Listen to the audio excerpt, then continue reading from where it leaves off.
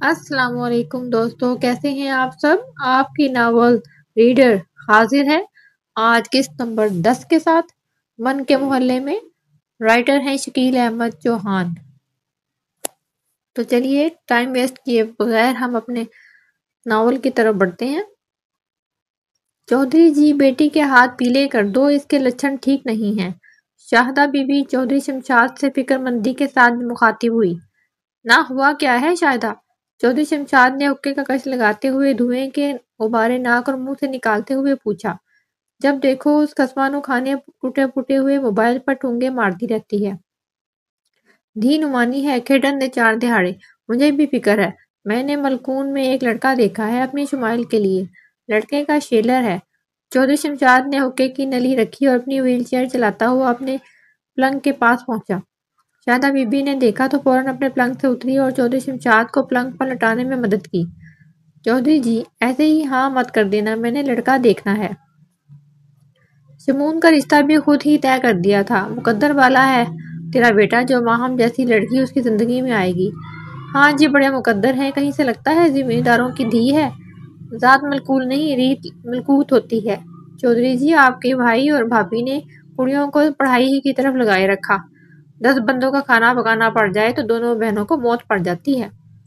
شاہدرہ سمجھا کر ماہم کے ساتھ 5 مربع زمین بھی تو آئے گی۔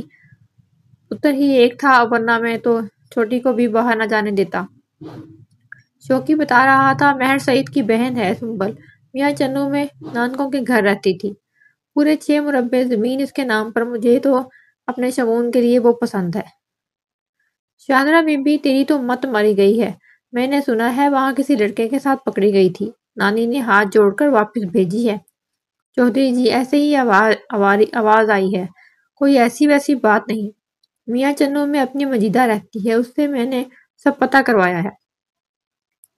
بلے وے بلے شاہدہ بی بی تیریاں پھرتیاں، ایک بات کان کھول کے سن لے تو، شمان کی شادی صرف اور صرف ماہم ہی سے ہوگی۔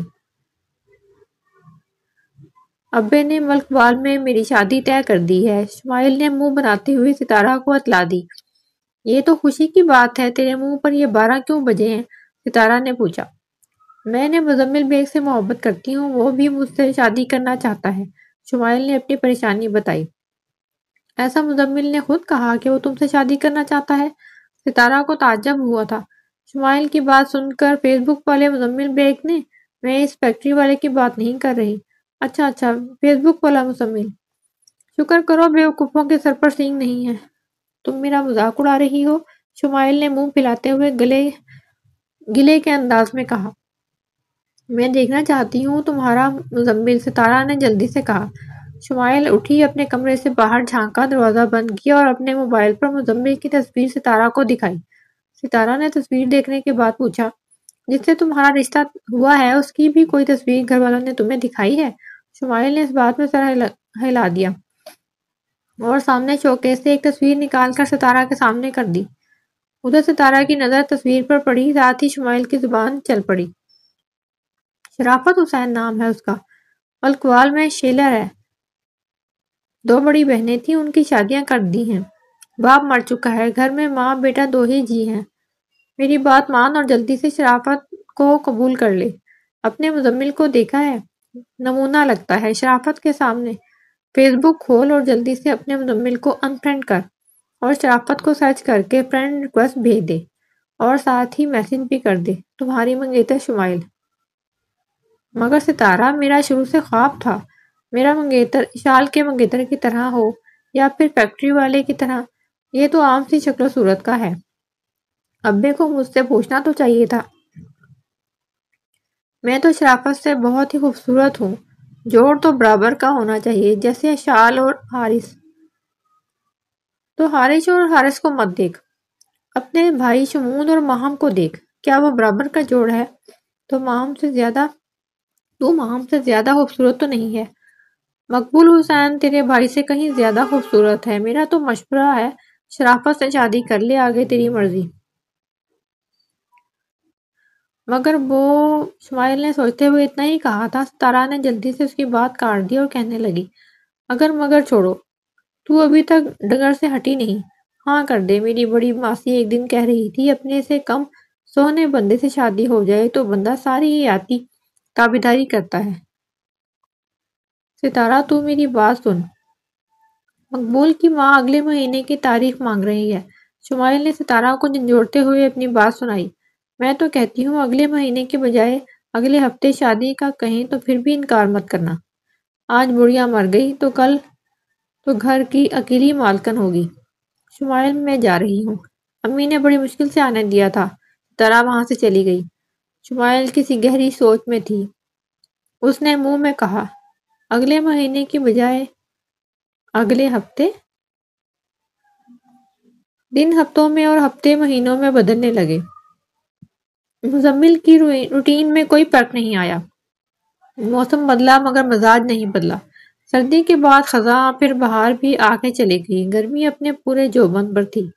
بازلہ اور مومنہ کے سیکنڈ ایئر کے امتحان ہو چکے تھے۔ شمائل کی ملکوال میں شادی ہو گئی تھی۔ باسط اور بینش ننھے مہمان کے آنے کی خوشی میں دن گن گن کر گزار رہے تھے۔ حارث مانچسٹر سے مشال کے ساتھ نکاح کے لیے آ گیا تھا۔ حارث اور اشال کے نکاح سے ایک دن پہلے حکیم صاحب جمعہ پڑھنے کے لیے نکلنے ہی لگے تھے کہ انہیں اچانک اشال کا خیال آیا تو وہ گھر کے بیرونی دروازے سے پلٹ کے اشال کے کمرے میں آ گئے۔ اشال اس وقت کپڑے استری کر رہی تھی۔ کمرے کا دروازہ کھلا ہی تھا، پھر بھی حکیم صاحب نے اشال سے کمرے میں داخل ہونے کی اجازت مانگی۔ اشال بیٹی، اندر آ سکتا ہوں؟ ابا، آپ بھی نا، آپ کیوں مجھ سے اجازت مانگتے ہیں؟ اشال نے شکایتی انداز میں کہا۔ جہاں اجازت مانگی جائے یا اجازت دے دی جائے وہاں بغاوت نہیں ہوتی، حکیم صاحب نے ٹھنڈی سانس بھرتے ہوئے بتایا۔ بغاوت؟ میں سمجھی نہیں۔ اشال نے حیرانگی سے پوچھا۔ استری کرتے ہوئے اس کے ہاتھ رک گئے تھے۔ اس نے سوالیہ نظروں سے حکیم صاحب کو دیکھا۔ کبھی بتاؤں گا بغاوت کے بارے میں بھی۔ ابھی تم یہ بتاؤ کچھ اور تو نہیں منگوانا شہر سے؟ میں جمعہ پڑھنے جا رہا ہوں۔ حکیم صاحب نے علیمی سے پوچھا۔ ابا، مجھے تو کچھ نہیں چاہیے، اماں سے پوچھ کر آتی ہوں۔ اشال نے استری کا پلگ نکالتے ہوئے کہا تھا۔ تمہاری اماں سے میں پوچھ چکا ہوں۔ حکیم صاحب یہ کہتے ہوئے اشال کے پاس آ گئے۔ اس کے سر پر شفقت سے ہاتھ رکھا، پھر بولے، کوئی خواہش جو میرے بس میں ہو؟ ایک خواہش ہے، میں اپنی ایک سہیلی کو نکاح پر بلانا چاہتی ہوں۔ مریم بہن کو میں نے کہہ دیا ہے، حکیم صاحب نے اطمینان سے جواب دیا۔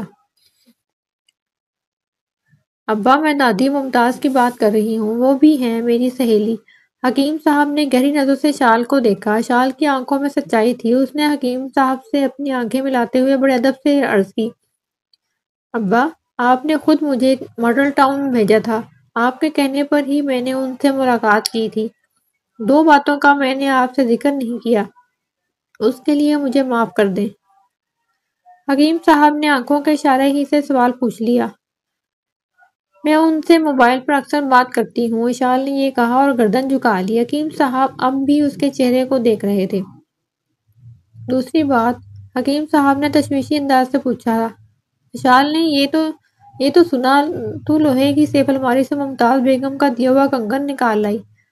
یہ دادی ممتاز نے مجھے دیا تھا، میں نے اماں کو اسی دن اس کے کنگن کے بارے میں بتا دیا تھا۔ آپ کو بتانے سے ڈرتی تھی؟ ابا، آپ کی قسم میں یہ نہیں لینا چاہتی تھی، ان کے خلوص اور محبت کے آگے میری ایک نہیں چلی۔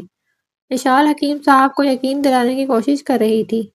حکیم صاحب نے اشال کو گلے لگا لیا اور جذباتی انداز میں بولے، اشال بیٹی، مجھے تم پر فخر ہے، تم اپنی سہیلی کو بلا لو، مجھے کوئی اعتراض نہیں ہے۔